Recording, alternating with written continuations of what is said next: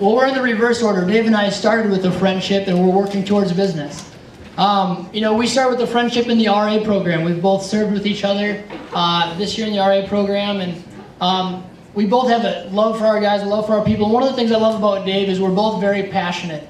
I have a love for ORU. I honestly, when I wake up in the morning, I jump out of bed and thank the Lord for the opportunity to be here. And I know that Dave does that too. And so we both have huge passion, which is like bonded us. You know, we're that kind of guy, like, you know, we don't have bad days, we have bad moments. And so I think, you know, the passion and the energy, and then also, you know, we just have a commitment. Our goal in everything that we do is to add the most value to ORU that we possibly can. And we both made a commitment to do that. And whether that takes, you know, we're gonna be here this summer working on these programs, making things happen, because we love this school, we love this university, and we're excited to see what God can do through us. So, thank you. Okay.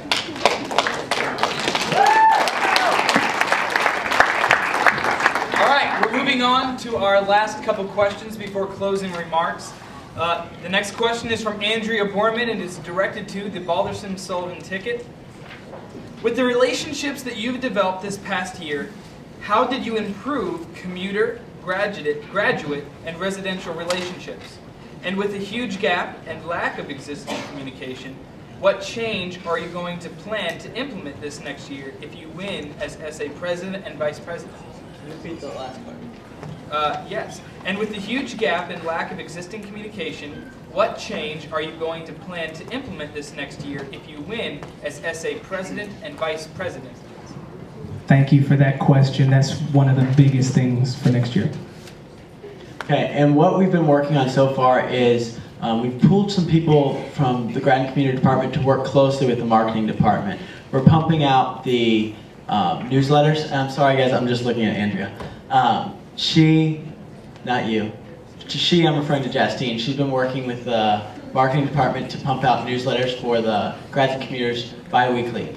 We want all of our events to be campus-wide events, and so we're doing our big push for that in the spring with I Believe Week. Honestly, I wanted to have it happen in the fall, but our team wasn't able to come together enough until this point to start making it happen and make this vision a reality. So that's why we're forecasting it into next year, because we're going to start next year with the perfect momentum to get the commuters involved. And we're going to reach them with better marketing strategies, more emails, and through the General Assembly we're going to have them represented. More than anyone else. Okay, we'll open up for rebuttals from any of the other candidates. Okay. Okay, we got it. Cool. One of the things that Trey and I we thought about this was a Twitter blog. We believe that using technology is a great way of communicating, but not just any kind of Twitter, because SA does have a Twitter blog, but we want to have a direct Pres VP Twitter blog that is updated personally by Trey or myself. And we want to have it linked up to the body of Oral Roberts University. And of course that would include your actual students, on-campus students, as well as commuters. One of the foundations, or one of the keys for a successful relationship is communication. And I know I've received some complaints from this year from some commuters that they felt out of the loop. Great activities this year, but they kind of like felt that the information never really reached them. So we believe that using technology to our advantage is going to bring a solution to that, because technology is available. It's just a matter of actually putting it to work.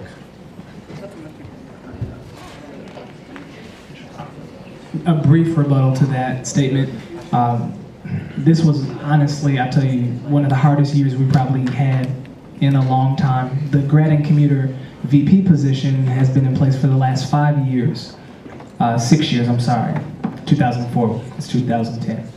And we've had transition there. Ben Johansson is currently the vice president for grads and commuters and is doing a phenomenal job. And so right now we're in the midst of rebuilding that process, and it has been difficult, but it is something that is possible. And we are now streamlining our offices. Before we had an office that was dedicated solely to graduate and commuter students. We saw that that was not working as best because it was separate from the campus activities. And so now we have people on every other staff, marketing, activities, finance still serves both departments.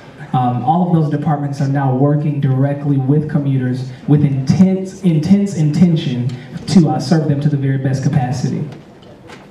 Yeah, okay. You can applaud if you'd like. Okay, the next question comes from an anonymous asker. And it is, to all of the vice, and it's a two-part question, I'll go ahead and allow it because of the nature of the question. To the vice presidential candidates, why do you feel that your running mate is more qualified to run for president than you are? And to the presidential running mates, why do you feel that you are more qualified to run for president than your running mate?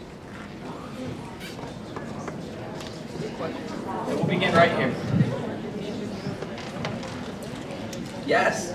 The question is, to the vice presidential candidates, why do you feel that your running mate is more qualified to be president than you are? And to the presidential candidates, why do you feel that you are more qualified for the position of president than your vice presidential running mate? 1 minute for each candidate.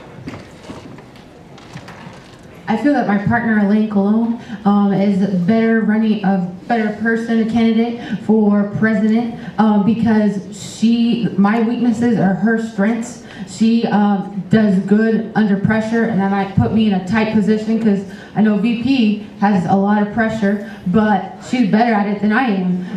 Also, she has a good head on her shoulders. I mean, I do too, but hers is better. And also because, yeah, that's it. I'd say I'm better for president than Christine. She doesn't want to do it, and she said that's not the position that she's called for. She's open about it, and she, you know, when you allow yourself to just be real with yourself and say, I don't want to do this because I know that I'm not called for, then that makes it easy for the person that's called to do it to fill the position. So as she made it really easy for me, she was like, I don't want to be president, and we just met up like that.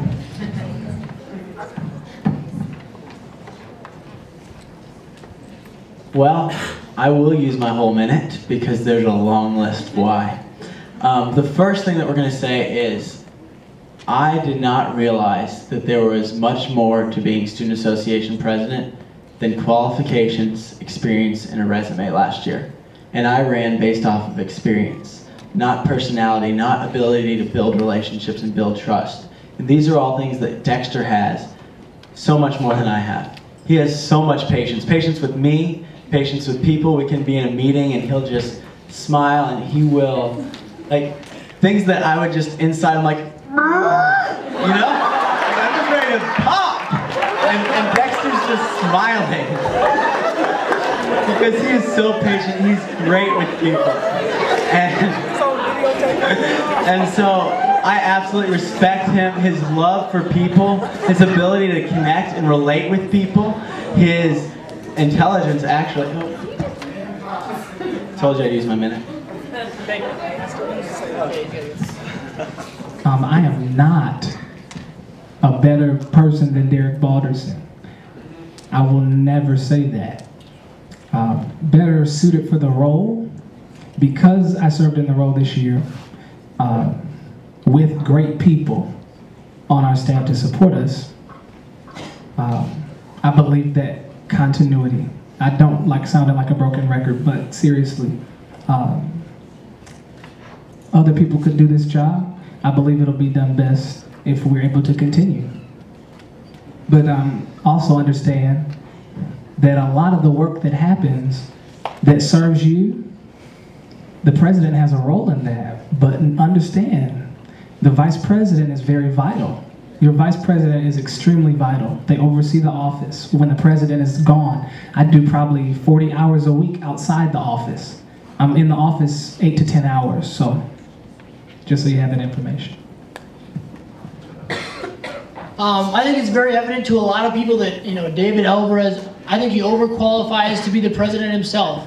And, you know, he has many unbelievable strengths, his love for people. And when we sat down, I would say more than what qualified me over him for the presidency, I would say, you know, most people, they see the president as a bigger position than the vice president, and I think, you know, they're just different parts of the body. And I would say he more qualifies, you know, for the vice presidency than I did. And that those are more his strengths, and those are things that he are great at. When we sat down, looked at the same vision, and looked at what those parts did, that's what we came with. Yeah, one of the things that me and Trey is that we complement one another. This guy, if you know him personally, he really does have a lot of energy. I mean, he can sleep for 4 hours and be ready to go. He'll like take the world on. So that's definitely key. I believe the president spot requires a lot of energy because, like Dexter said, you know, you will put in some time. And so one of the things is that as vice president, I believe that I'm qualified for that area because I'm going to be dealing more with the office staff, things like that, and I'm really relational.